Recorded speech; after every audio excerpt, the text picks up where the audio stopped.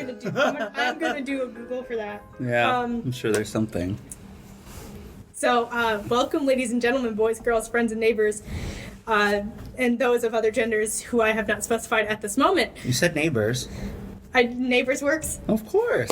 And aliens from other planets. Yeah. Alien Supreme Overlords. Welcome to episode 58. 58. Of the Semi-Bookish podcast. We have changed the locations because I'm pretty sure at least Grant or Tony or me is going to be Hacking up along. hacking up along or picking up one of the chairs and throwing it at each other for this specific episode of the podcast. It's only because I'm sitting in close proximity to the American flag, which I may or may not have feelings That was about. not my fault. That was already here when I walked in the room. I'm kidding. I'm not that much of an anti-patriot. So before I get into the rules and what we're actually doing today, Tony, what are you reading? I am still reading He Who Fights with Monsters. Mm-hmm. And it's so good. Has he become one yet? No. I don't know that he will, but there are like 7 or 8 books and they're all like 800 pages. So he could. It's possible, I assume. But yeah, at this point, it's just, it keeps getting better. My favorite moment so far, and this is not really spoilery, because it's not really the kind of book They that say you could, this, and then I'm going to be like, this is spoilers! there's not really a way to spoil, at least not this book, that I could tell, because it's not that kind of book. Unless I get to the end and I find out very wrongly that there's a way to spoil this book. But anyway, no, there's a conversation between the main character, who is a pretty staunch atheist. Mm-hmm. And by pretty staunch, I mean he's a staunch atheist. And he's in a world where gods aren't only just real to people, but gods like walk around and show themselves to people frequently. Like, this is a frequent occurrence. Like, there's a scene where someone's talking about like, oh yeah, so and so the hero showed himself the other day, and they're like, yeah, he does that all the time. It's just like, it's that common. And I think it was even in God's Square or something. That's what they called it. Anyway, but this character is introduced to and has a conversation with the goddess of knowledge. Mm-hmm. And it is one of the most well-written scenes that, like, I don't know that anyone I know of, regardless of gift or talent or fame, could write that scene better. That's how, I mean, it was really masterfully done, because you have this 23-year-old staunch atheist having a full-blown conversation with someone who has yet to prove that she's a god. Right. And so that setup alone was just like, I was like, how's this gonna go? How's this gonna go? Why is the author doing this? He could have written this entire book without any of this. And I'm like, okay, all right. But he pulled it off. He pulled it off, and it doesn't, like, the plot doesn't hinge on it. That's what makes it so fascinating, is that so many people would have had the plot hinge on that conversation. He does not do that. It's a part of understanding this world, and the world understanding this character. It's really, really fascinating. And then you move on and do other things. So it's a great book. I love it. And then I will also be, sometime this weekend, start a reread of Aragon, because New book. Murtagh is coming out in November. Yay! And Murtagh is my favorite character, so I need to reacquaint myself with the whole series. And I haven't reread this one yet. I've reread the first 2 books a few times, because when I first read Aragon, I read it like 6 times in 6 days because I couldn't stop reading it. And plus Eldest wasn't out yet. So I feel that on a personal level. Yeah, and I've reread, Eldest is my favorite of the 4 still, and I've reread that one quite a few times. But the other 2 are, 1, really big, and it was enough to get through them the first time. They're great, but they're big books, and I had all that anticipation built up. So this time I'm like, all right, I want to read the whole thing as like a set, see what I get from them, and then, of course, prepare for book 5, because it's coming. So, there's that. That's what I'm reading. Grant, what are you reading? Good-ish.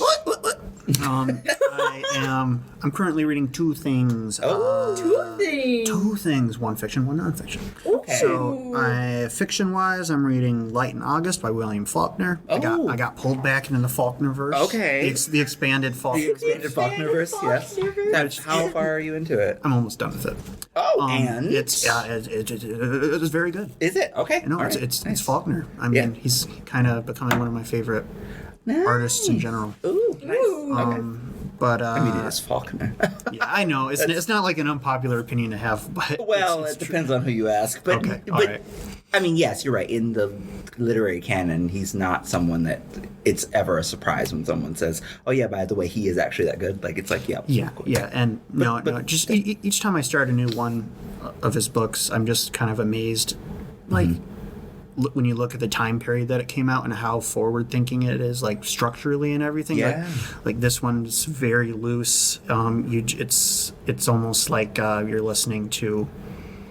I don't know. You jump from character to character, not in necessarily like what do I want to call it? Like I don't know, but like It's not necessarily stream of consciousness. no, there's definitely stream of some of that in there? consciousness, Okay. but you I don't know, what am I saying?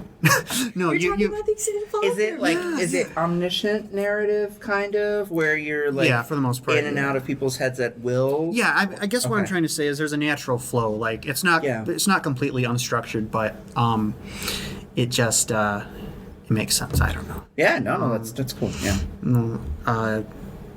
Yeah, so what I'm reading fiction wise, nonfiction. I'm reading Dungeons and Desktops: The History of Computer Role Playing Games. Oh.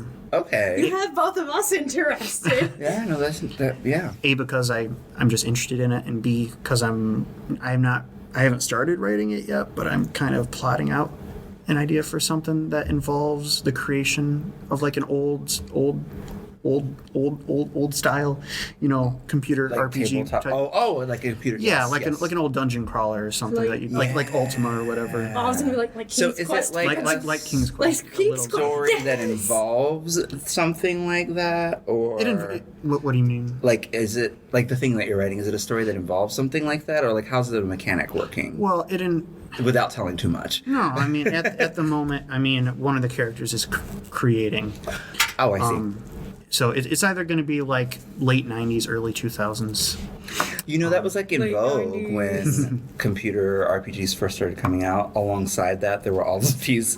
Barbara Hambley wrote one. There were all these authors writing like 1980 in the 1980s or early 90s. There were all these fantasy authors writing basically portal fantasies, but using computers So and they're everything we isekai-ing understood everyone about. into a different universe. Yes, but Oh, using computers to do so. And most of the time it was either they were using a computer RPG or computer RPGs would springboard from those ideas. It was a whole vogue that didn't fly very well because if you read the back cover for some of those, you're like, this is just weird. I mean- Wizard does magic but isn't really doing magic. He's just doing he's a computer technician. What? It did lead to one of the greatest book covers of all time, which is a Barbara Hambley one. We used to have it. This is the Darkover book? Yeah, it's just a wizard sitting at a 90s computer. It's awful, but it's beautiful. It's so terrible.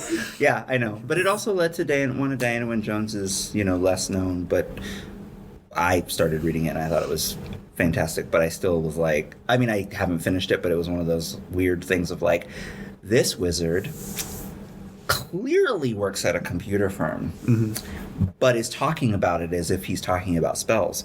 And then he goes to like an old school witch, like one of those, like, she's like, I live out in the forest. she types. like, yes, and she, but think like 90s British lady, because that's where she's living. So she's living like, out in the Highlands by herself.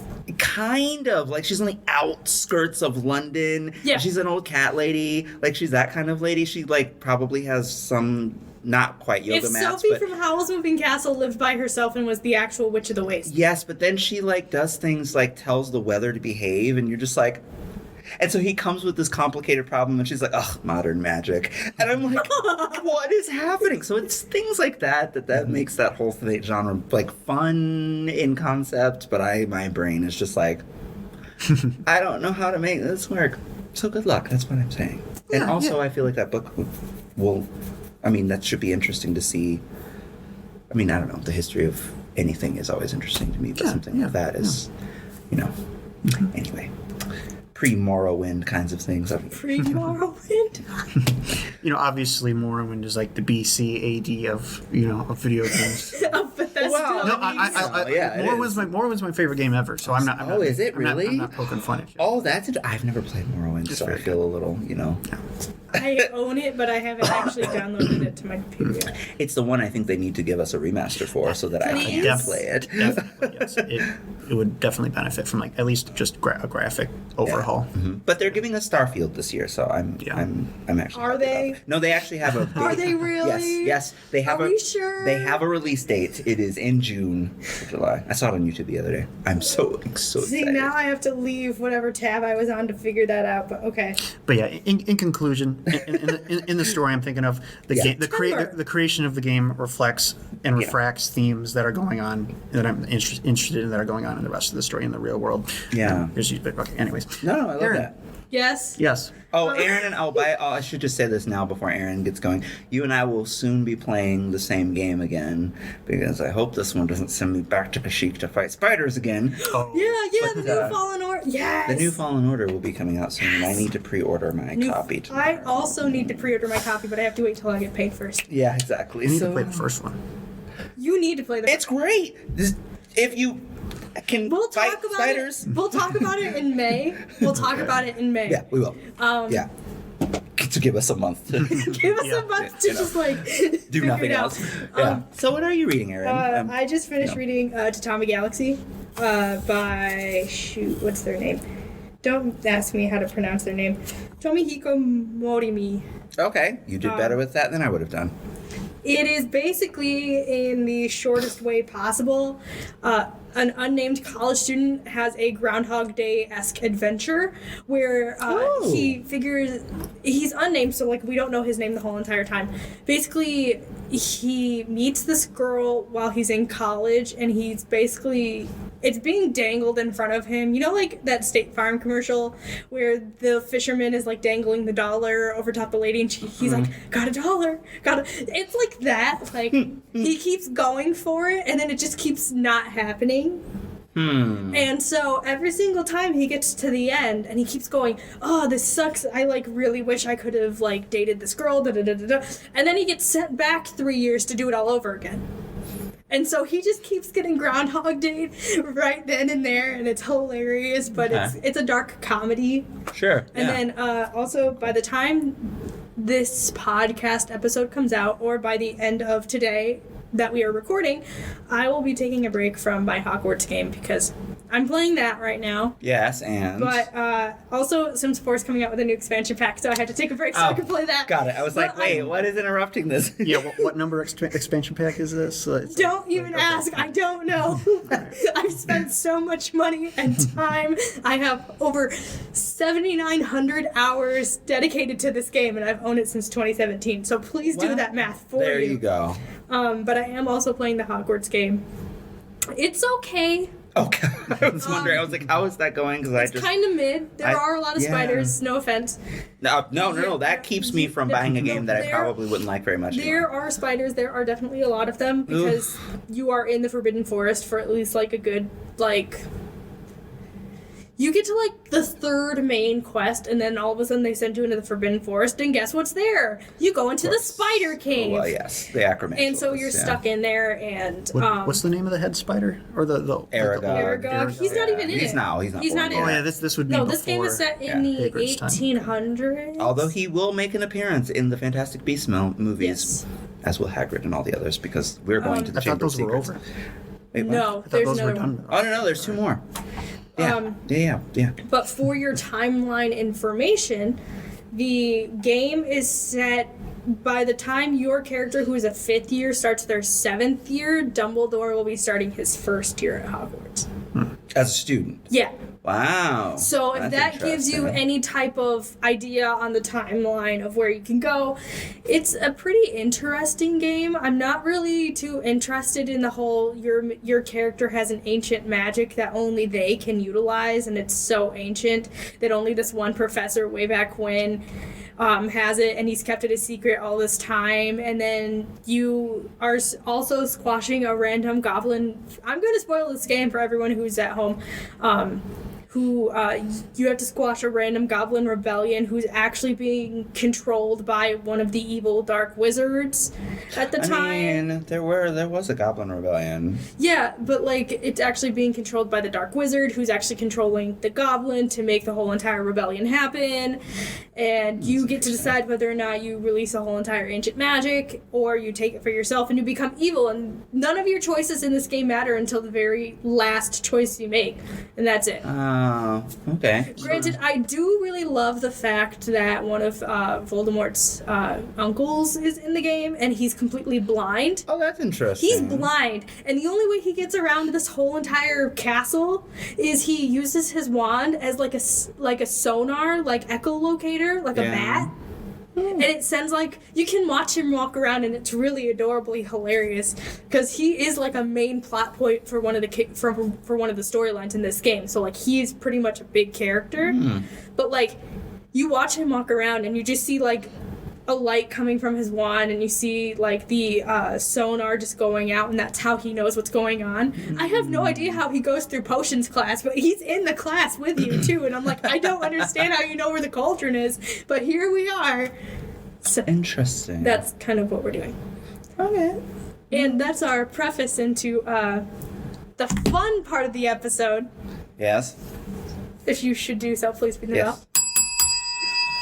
Thank you. Sunday. So It's what is the episode theme so that people aren't So confused? it's March. Yeah. It's March, and I don't think the three of us are really all that into sports. No. But there's this thing that happens What in is March. sports? I don't understand the There's concept. this thing that happens in March where these people play basketball and somehow they get put into a bracket, and everyone's really obsessed with March Madness. March Madness, and deciding who's going to be the one to win. So they make these betting brackets and things like that. And I thought it'd be fun if we did that, but with fictional characters. And so Much more fun that way. please welcome to the first annual patent pending fictional character unaliving matchups, where we pick out two characters and we have to decide who wins. These are completely random. Yeah, these Just are so completely everybody random. knows. If you can't understand yet, So I have them sitting in a box. How's this gonna work? All right. So Okay. So the way I think it's gonna go is there's gonna be two people. Each person has a character, and they're gonna have to argue for that character. And then one person is the referee / judge, and I then, get to choose whoever the judge is at the very end gets to choose. and it alternates. Okay. It's an alternating judge, so All right. it'll be Aaron and you on point. So Right, at so- this okay, point, all right, that works. who wants to go first and be the judge? You. You're holding- you have you're the holding- box. Okay. Yeah, right. Okay. So What's in the box? I don't know who's which, and if you need help asking what a character is, please let me know. And I also have a few extra fun ones in here, which I haven't told anyone about yet. Okay. Are you ready? Are you ready? This one is yours. I don't know who it is, If we need to trade characters, Okay, we all can right. do that. and That's that one's fine. yours. I don't know who it is. All right. So Who do you have, Tony? I have Ponyboy from The Outsiders, Okay. All right. who I know nothing about. And I have Buffy the Vampire Slayer, who I know very little about. All right, but- this is going to be short. Yeah. Go. Like, All right. So Buffy the Vampire Slayer. Vampire Slayer. She has supernatural knowledge. This helps her 0% in this battle because she's fighting a child. However, I would say that her sheer age and her knowledge of anti-vampire weaponry and techniques would still aid her in combat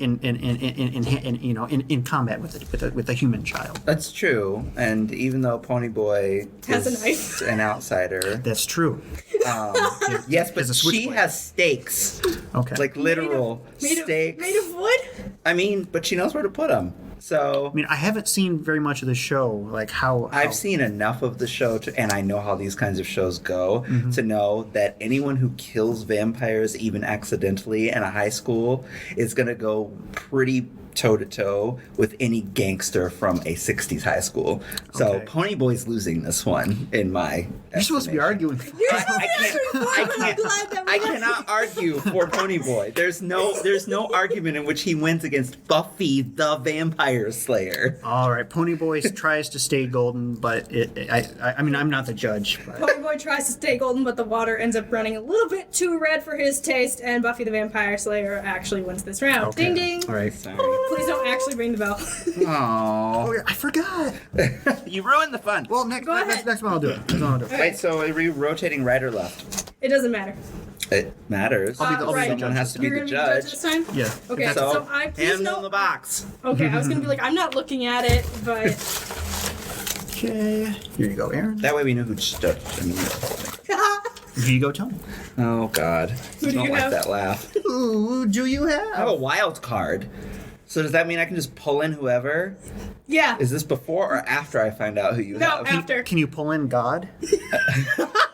I'm not sure how well this will work, but Who is your character? Or should I say my say your wild card first. Oh God. But if All it's right, the same, you know what? So but my if it's wild the same card. character as mine, I will like. Get My rid of it. wild card is going to be Saphira, which is Aragon's dragon. Superman. Fight!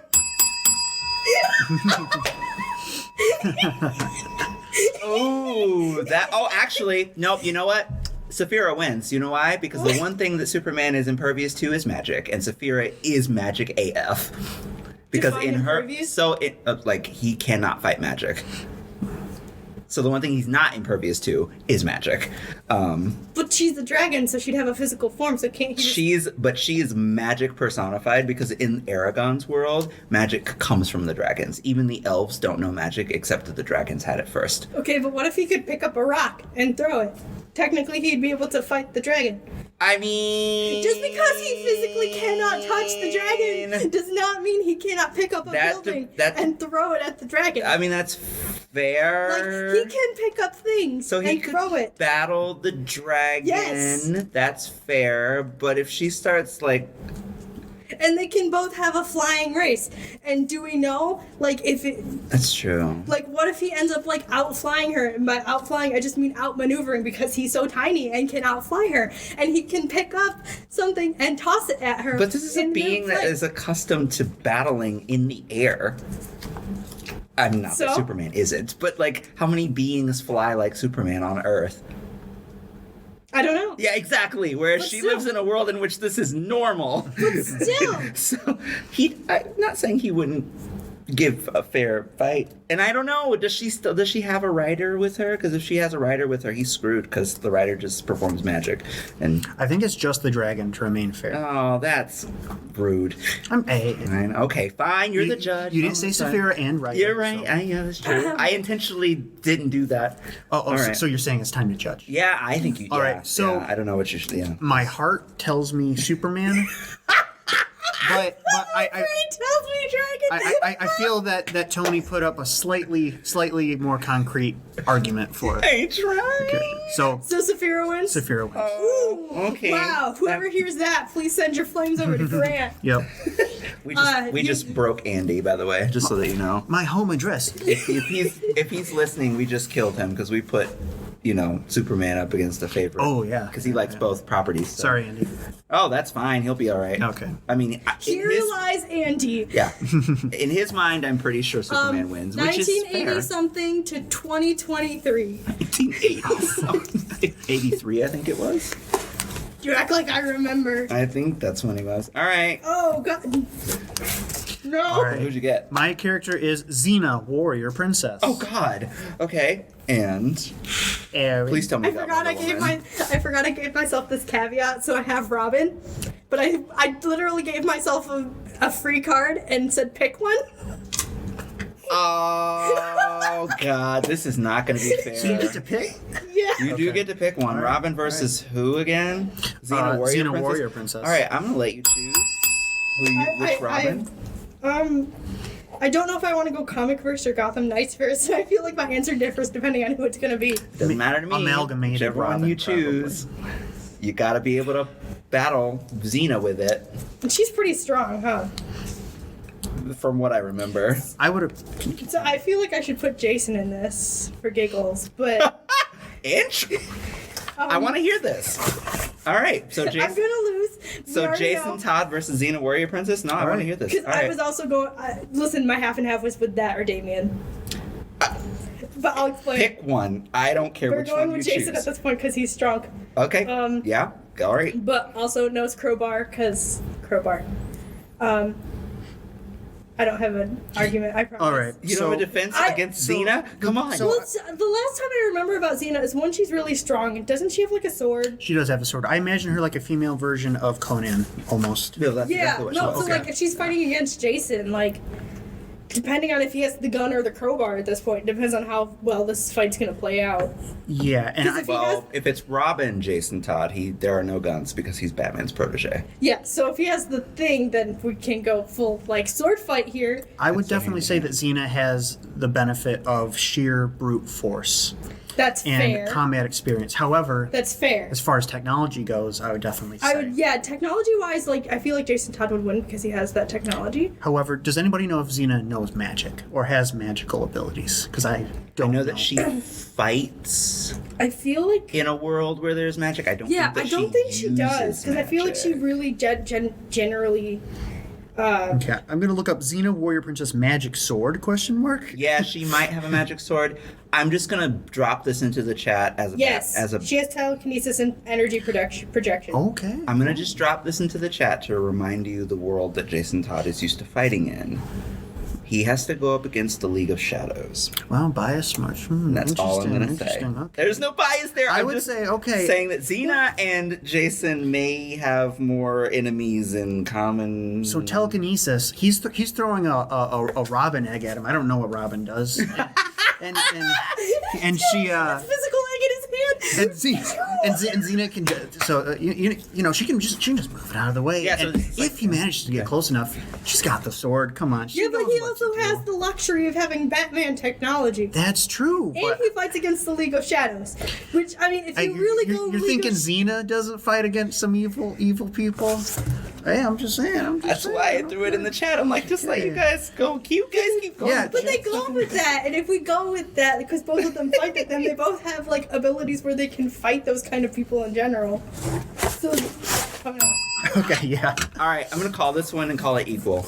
Okay, How does that work? That means it's a tie. which Robin would you put up against Xena? Damien, because he would have wiped him. He would have killed her. Like that was a my day. other choice, and I was like, is he? If I go with Damien, is it too OP? And so I decided to I not think go with too OP. Dick and Jason, you have a fair fight. Yeah. But with Damien If it was Tim, then I think Xena would win. No offense to Tim, I love Tim. Yeah, agreed. Damien was trained by the League of Shadows and could Damien- climb a mountain range at the age of 4. And wasn't when Damien was introduced, just literally tried to unalive all of his siblings? Yeah. So I mean, like. Yeah. So Xena couldn't stand against Damien, but Jason I think could, and you both argued, relatively well. And also, I like Xena, so I wasn't going to make her lose too much.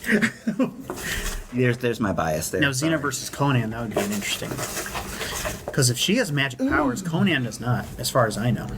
I guess it depends on which version of Conan you're going with, which I don't know enough about Conan to really I don't really go either, there. but Yeah, it'd be an and I interesting fight don't nonetheless. recall too much about I Xena. hate myself for. Okay. Oh, did you look? No. Oh. All right. Okay, I can go with this. So who did you get? I have Azula. I have Deadpool. Azula's roasting Deadpool. I don't know about that. Ding ding ding. So here's the question: How does Deadpool do against fire? What? How does Deadpool do against fire? It scarred him forever. However, he is infinitely regenerating. He's like similar to Wolverine. He regenerates after damage. Oh, that's true. He does. He's a merc with the mouth. Isn't he has- technically like immortal? to whatever point Wolverine is, probably. How I would imagine. ruthless is Deadpool? How ruthless? More so in the comics, I would imagine. I would think I haven't so, gone deep. yeah. What? I wouldn't really know. No. Okay, I mean he is a mercenary, so he definitely has. He's on the darker end of Marvel heroes. Oh, sure. Yeah. Yeah. So and he has experience with multiple types of weapons, katanas. obviously. Overall, he's just almost unkillable superhero. So yes, Aaron, please go ahead. But I want Tony. I want to hear Azula, I Tony's think argument Azula- for this. Oh, this is tough because Azula. The thing about Azula is that she's ruthless, and will stop at nothing. So if there's a mark on Deadpool's head, particularly from her father, if he's any kind of threat to the Fire Nation, or if she's just having a bad day, She's just having a bad day. she's just gonna go. bad day. Yeah, she's just gonna go toe to toe with him for as long as it takes to wreck his shit, and she cheats. Okay. Like she just doesn't care. I don't think Deadpool plays by the rules either. Yeah, so that would be it. Would be a strong. It's an interesting matchup. Yeah. I mean, two renegades, both with. I would say, as far as like power wise, Azula has more powerful, like offensive, like innate powers I just with wonder firebending. what- However, Because there is something that happens to the skeleton she can't grow with back her head, though. lightning power. That's true. She can't grow back. See, there's where Deadpool has an unfair advantage because it's like there is something that happens to the ordinary human skeleton when it's fried by lightning. So if she just roasts him, if his skeleton can regenerate quickly enough, then it's a losing fight. But if it can't, she would just throw the full force of the sky at him, and then I think that's the only way. If she were to raise the power, if she was to utilize the power of the sun tenfold, give him cancer again, then over a period of 10, maybe 20 years, he would. I don't know. I don't know if we have 20 years for this fight, Tony. Judge is just gonna have to go with this because I'm wondering though if know. she can burn him fast enough. that's the problem. But not like burn it fast enough, but hold it consistently enough. Well, for the and long there's amount always of the time. question of is she even able to comprehend, like knowing what she knows from her world and him knowing what he knows from his world, is she able to comprehend his weaknesses as she's battling him? Like, is she able to determine, like, oh, every time I burn the hell out of him, he heals? That's weird. Like, So I guess at this point we have to say that Deadpool wins. However, don't worry, Azula will come back later. I have a special pick for that Okay. one. oh, all right, well, that works. I have a special surprise for later. It is a very Tony picked That one. Yeah. Tony picked matchup that I have to work with. Yeah. Oh no. Well, I've lost.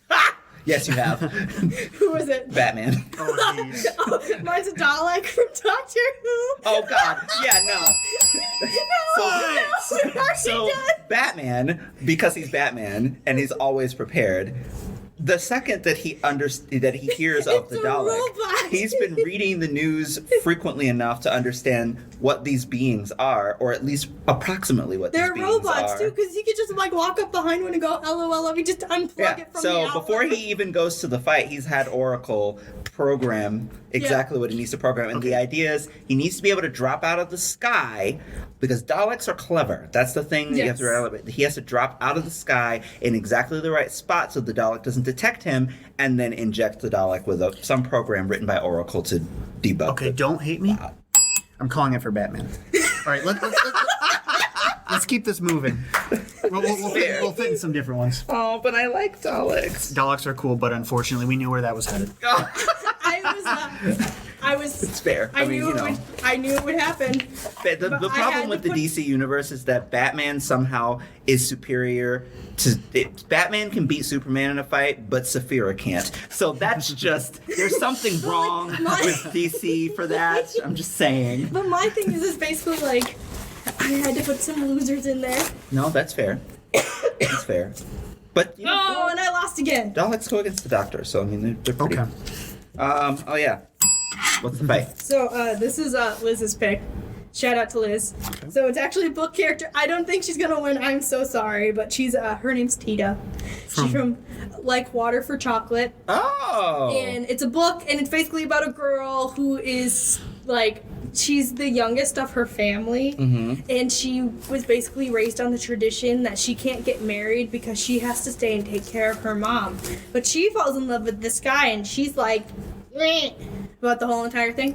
So what Doesn't what she do chocolate magic I think or baking magic or something? I'm Does not their family sure. have like a baking? I have no idea. I I haven't read this in a think their while. family. I don't know if Tita does specifically, but I think their family has like a bakery or something, and that their secret sauce is that they There's a movie. actually use magic to create their food or help enhance their food. In our match, I think she'll So, have so what you're saying is she has magical powers. Yeah, she has like baking magic. She better have magical powers because she is up against Pikachu.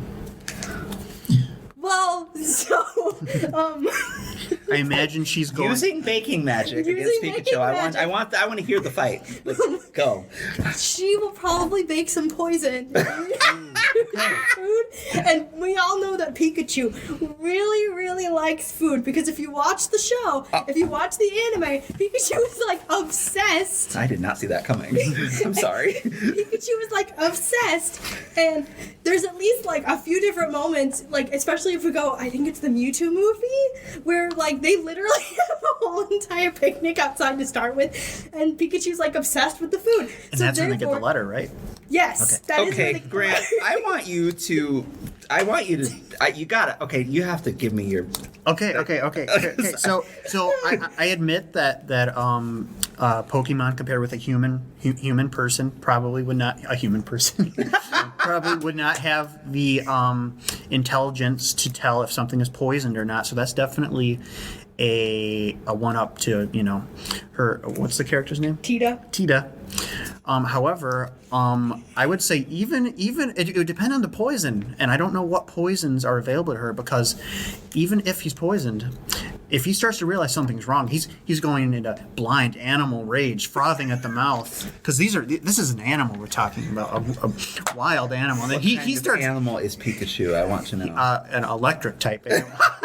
And he starts zapping every which You way. realize that Pikachu is a rat. Pikachu is a rat, but he's an electric rat. It's true. And who knows? In sheer rage, may he evolve? I don't know. I'm not coming up with the rules. May he evolve into a Raichu? I don't know. In the last throes of poison madness, he may just zap Tita to death. One question, Okay. and one question only. If, when taking damage, does Pikachu have a healing ability? Pikachu normally doesn't, no. I'm sorry, Pikachu loses that Okay, fight. all right. I didn't All right. see that Listen, coming. I didn't see it coming either. Here's the thing. You gotta But think the outside. second that you poison Pikachu and then she goes, and by the way, Pikachu has an uncontrollable love for food, I was like, well, all right. But here's the thing. You know what you didn't do as soon as Pikachu feels threatened? Lightning. Hello. That's what I said. He starts zapping every which way. Beforehand. Oh, beforehand. Well, you see. But here's my question. But she lays out the poison beforehand, and so he doesn't know But he's that in a doesn't- fight. I guess. And he is a rat. And he is a. But when you fight it, let's say Pikachu's in the wild. Yes. Wild Pikachu at this moment, the first thing that they're going to do is attack. They don't exactly like sit there and go, oh, this is a nice human, let me go talk to them. They're like, no, and you have to wear them down to capture them. So like, The way I took it was your character left food out for it to find. I will admit that she battled that one. No, it was good job. Admittedly on both sides, which is really funny. Good job. That was Tita from Chocolate Book. You're welcome, Liz. That was all right. Oh, I don't know what's in these. and well, I got Batman, so I'm not mad. You know, I mean, at this point, Some of these might have been picked by our coworkers. the- So, Ooh, okay. I can't swear. what, what is it? I have to win this for somebody. So. Yes, you do, and is it? I got the Slender Man, and I don't even know what the Slender Man's powers are. I got Uncle Iroh. I'm calling it. You know, listen though. Now, if the Slender Man brings in his proxies and everything, that's a little different. If you're the Slender Man. Slender Man has a proxy? He has multiple children proxies, which is creepy, but we'll talk about that. I can't argue Slender Listen. Man. So And Slenderman's a whole entire like beast in the wood. Like he's not really a beast, but he's a guy who wears like he's very tall. He wears a tuxedo, Yeah. and the whole entire thing is. And I'm going off the game by the way, but Yeah. like you can go off by the actual creepypasta that he's from. He will follow you around in the woods. He has no face, by the way, but he follows you around, and he doesn't walk. He just teleports to where you're located. It's like a weeping angel almost. Yeah, it's kind of like a As long as you're not looking at him, he gets closer to you, right? Yeah. And so here's the thing. I feel like I know that we're saying Uncle Iroh would win, and I do agree with this. However, there is the aspect that if he's in the woods in the middle of the night and he's looking for Zuko, this might be a little bit of a difficulty. You forget one core aspect to Uncle Iroh, which is also why I put that down. Uncle Iroh is so in tune with the spirit world that I know. they welcome him home on their own. Yeah. So, like, Slenderman is basically... okay, since you're arguing for my character, I say Uncle Iroh wins. Well, he does. That's why I rang the bell. I was like, Okay, I can't even, like, that's just not fair. All right. Tony? Also, I feel like Uncle Iroh and Slenderman would have just the loveliest tea. Oh, no! Oh, okay, cool. Judge's pick. Judge's pick? Judge's pick. Well, okay, I'm going to pick before I know what Tony's is. Yes, you are. My pick is... And if it's the same one as what Tony has in their hand right now, you have to pick another one. Okay. I'm going to say Captain Ahab from Moby Dick. Well, I got Zuko. I think Zuko would win unless Captain Ahab, because he has the harpoon as his weapon, and he can stand far enough away. You know what? Okay. I'm going to judge's privilege. I'm going to change it from Ahab to the whale itself. I think that'll make it a little more complicated. It would make it a little more complicated. I still feel like Zuko would win at this point because the whale could eat him, but Zuko could just fry him from the inside. Yeah, that's the big problem with the big problem with Zuko and Captain Ahab is that they both have the exact same personality type, which is that they are undyingly tenacious and they're hunting for the same white whale. I take it back. Back. It's back to Captain Ahab. That makes sense. It's more poetic. So here's the thing though, like he has the harpoon thing, so he's very meticulous. Yeah. But if he stands far enough away that he doesn't have to deal with the fire-bending aspect of Zuko, let's say and that he has good aim. if they are on the ocean, because there are many, as you know, the Fire Nation. This is a boat fight. The Fire Nation, they have a large naval power, and maybe they meet on the ocean. Of course. But if we're talking about boat fight, I'm sorry to Captain Ahab, but Zuko wins at this point because he has the naval force to beat him, and Captain Ahab only has one boat. And he also has fire-breathing ships. Yeah. That's true. Captain Ahab's whaling vessel. Listen, you were about to say the whale. Sorry. I was about to ask if we were in a Bible story. Is this Jonah and the whale? Well, I mean, Okay. That'd be a different whale. that would be a different But okay, so Zuko wins. I mean, I feel like the whale from Pinocchio should get a fair... I see. There are other whales that I could have gone. All right. With, Wait, what? Oh, I was like, wait, what? he succeeded where his sister couldn't. Thank you. Well, yeah, it's true. Yeah, it's true. All right. What? Oh God. Ooh, nice. I have RoboCop. I have Tuxedo Mask from Sailor Moon. Oh, I want to hear this. Okay, so RoboCop, he has what little bit of humanity he has left. It's so far back in his psyche that the sheer his programming to secure justice, and this justice, it's not the justice we know, it's the justice of a dystopian future Detroit, which is so he is a merciless, mostly cyborg, creation of a police state that will stop at nothing to complete his goal. So here's the thing. Oh. I don't think you know this about Tuxedo Mask. I don't. But he has psychometry. So here's the thing. He can touch... Yeah, this is a power he has, by the way. Go on. So psychometry is basically he can touch an object and know the past, present, and future of the object. Mm-hmm. So if he touches something, he can figure out, hey, what's the future of me using this against RoboCop? So he knows the future of it as well? Is that why he always shows up randomly right on time? Every fight? Mm-hmm. That's if he even managed to get close enough to RoboCop, because as we see in RoboCop 1 and 2, RoboCop has built-in targeting abilities, and I guess it depends on can you touch a bullet?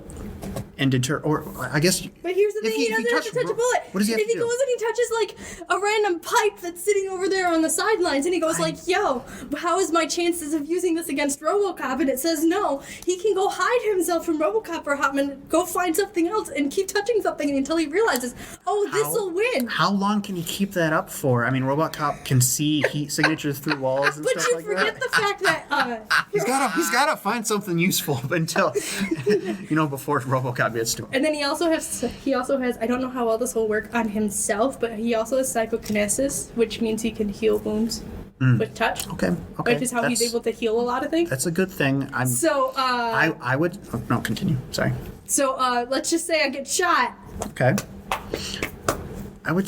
The sheer amount of firepower, though. I don't know The if he sheer could. amount of firepower, but I mean, he's also got the roast thing going on. I mean, Unfortunately, I know way too much about Tuxedo Mask and Sailor Moon to realize that RoboCop isn't even one of the early Sailor Moon villains. Like, Yeah. the early Sailor Moon villains could wipe the floor off RoboCop, and Tuxedo Mask makes them look like Child's Play. So, unfortunately, See, I've never seen that. I'm just putting up the best argument. Yes. No, it's great. No, it was a great argument. And honestly, both arguments were great. So judging off of the arguments, it was almost a tie. I just happened to know more about Tuxedo Mask and was like, yeah, he does kind of use that techno whatever it is. it's psychometry. It is ridiculous and It's like unnecessary. literally his main thing. It's literally the creator going, I want this hot dude to always be able to win. And so that's how she makes it work. Listen, I don't think you understand. I'll accept the This judge's decision. Tuxedo Mask has plot armor, and the plot armor is he's too pretty to die. Yeah, he literally is the unkillable character, which is unfair to RoboCop. That's why I called it. But Yeah. both, both RoboCop fights were does going not have the well. looks. That's true. Or the plot advantages. I feel like I should preface this. Although I will say that Sailor Moon villain monsters are actually really fun, and should be looked up. Oh god. What the? Ooh, this is interesting. This could be interesting, actually, if I use this well. I have Roadrunner. Ooh, excellent matchup. Excellent. This is matchup. actually I have a really good Ed, and matchup. Eddie. Ed, and Eddie? The cartoon matchup. Yep. Oh god, I don't know. I don't know. Okay, who wants to go first? You. Okay. 'Cause I have To be think. honest, when I was writing these down, I was hoping Ed, and Eddie would go up against Phineas and Ferb, but here we Yeah, are. so normally I'd say it's a cop out to have 3 people. However, since they are all 3 Listen, human I children, literally wrote like 3 different groups in here so we could have group battles, and that was one of them. so I feel like they each complete the triangle of power that is Ed and Eddie. So obviously Ed's the brains, Ed's the bronze, and then with Eddie you got the street smarts. Yes. Okay. I feel like Eddie would be first to approach. Who am I fighting again? The Roadrunner. The Roadrunner. He tried to sell him some Acme products, obviously, and now we know he has. He has a silver tongue. He's gonna at least grant me that the Roadrunner would show up. The Roadrunner is naturally curious. He would show up. True. Now Ed, the smart one with the hat, he would create some and with sort 2 of. Ds for those who don't know. Yep, and the Roadrunner is so used to traps that don't work that he would not be expecting an actually intelligently made trap made by Ed. Yes. Okay. And then, and if that does not work, they bring in the other Ed, Which one? to physically subdue the Roadrunner. Okay. I am Ed. I don't know. Oh. Well, before that, Okay. because the Roadrunner is an Acme cartoon character, a hatch would open on the bottom of the. Very cleverly, it trapped him. It did its job, except that there's a trapdoor under there. Placed because by, he's an placed Acme by creative who or character. what? A shadowy figure who works at Acme Animation. I didn't see any shadowy figure on the paper. I mean, or he's trapped and they think they've captured the Roadrunner, but it's actually a decoy who looks okay. very similar to the Roadrunner. I'll give you that, 'cause he and can- then they hear the distant sound of a meep meep pew, as Ed and Eddie feistily run after who they thought was the Roadrunner or the real Roadrunner in question. I don't know. Yeah, That's just he can surpass the sound barrier, as we've seen multiple times. yeah. I guess all I it got. really all comes down to that initial meeting. If the trap holds, and then if that fails, if Ed can subdue, or if it's the real Roadrunner at all. or if it's the real Roadrunner. What do you say, Aaron? No offense to Ed, and Eddie, but I have to vote Roadrunner because meep meep, and he goes fast. Okay. And it's Roadrunner go Brewer. And it's just such a cheating. Such a cheating character. So for this last kind of round, besides the one that I'm. But if it was Tweety Bird, Tweety would have lost completely. No, Tweety Bird's not That's in just there, because I hate Tweety. So for this last round, besides the one that I'm gonna throw out there because Tony has recommended it. Right here. Okay. Yes. This one I'm just gonna throw out, and we can all. Oh my god! And we can all debate this one, and we'll see what we come up with. So who do you think would win, MacGyver or Naruto?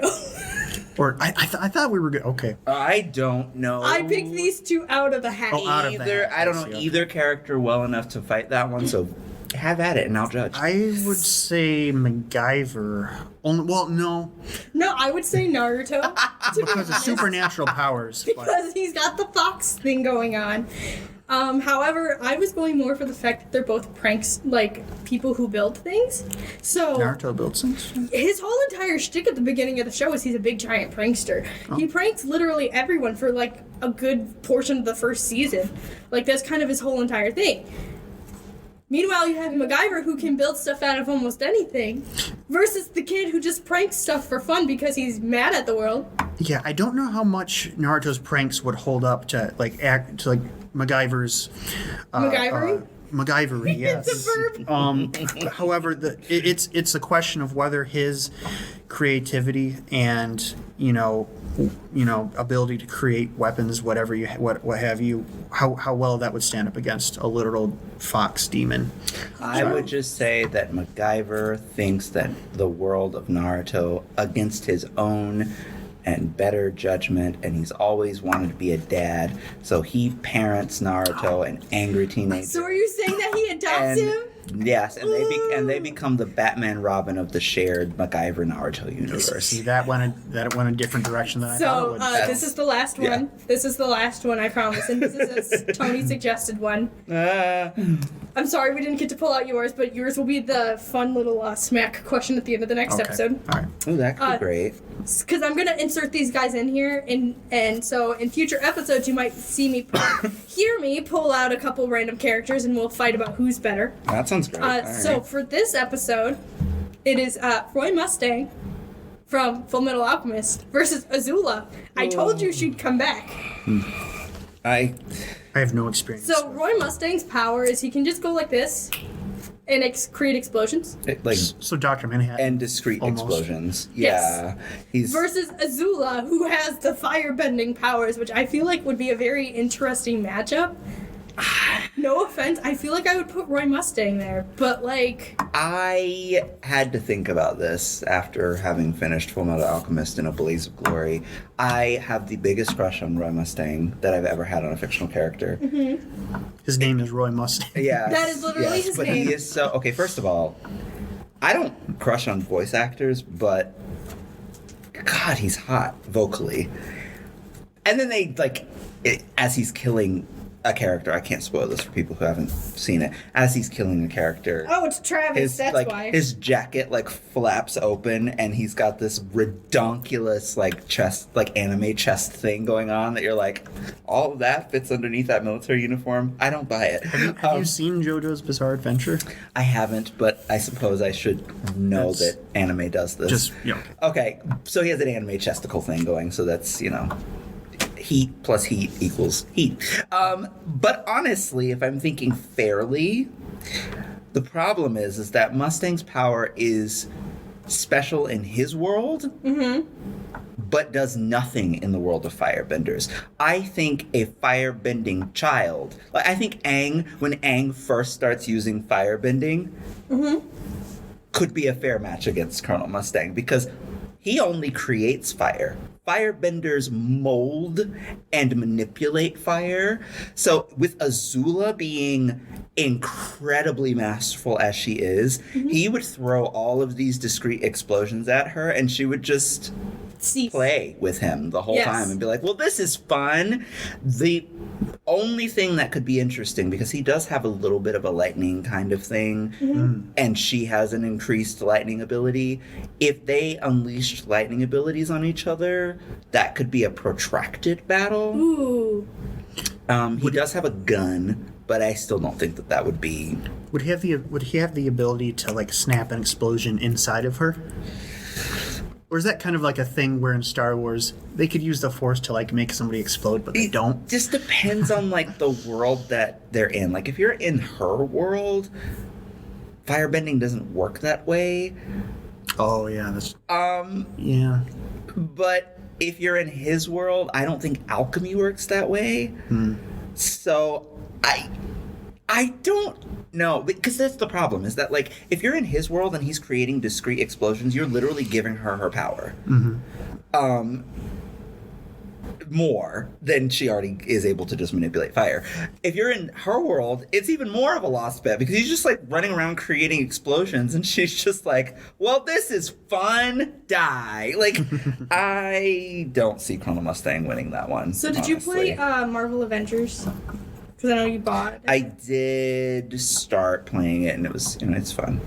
Did you get to Thor in that game yet? No, I didn't get to He the part. voices Thor. Oh, well, Chrono Mustang is Thor. Okay. All right. Yeah. He's also, God, what character was it that I literally went, ooh, this was an intro. He's T'Pol, Jaro T'Pol in Jedi Fallen Order.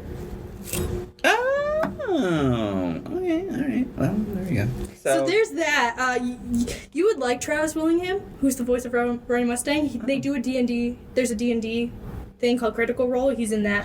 Oh, yeah, so is he a voice in The Legend of Vox Machina, which is the animated version of Critical Role? I need to watch that. Wait, you do or I do? Or I need to watch that. I need to watch that too. It's on my list. I believe he's starting with Arcane, though.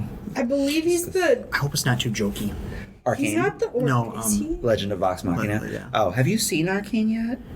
No. Me neither. So I'm going to start Arcane, since we're going on tangents here. I'm not a League of Legender or a leaguer, He's so I that don't one, understand. The big giant guy. Oh, nice. So I don't really know what I'm walking into. I just know that I'm walking into fantasy adventure storytelling. People have said it's a really Anyways. good show. Yeah, I've heard it's... Before we continue going off on a tangent, I feel like we should end the episode here, and I think that our next episode should be even more fun. Yeah, what is the next one? To be honest, I don't even remember. Oh, okay. All right. Well, We'll figure it out. Everyone else.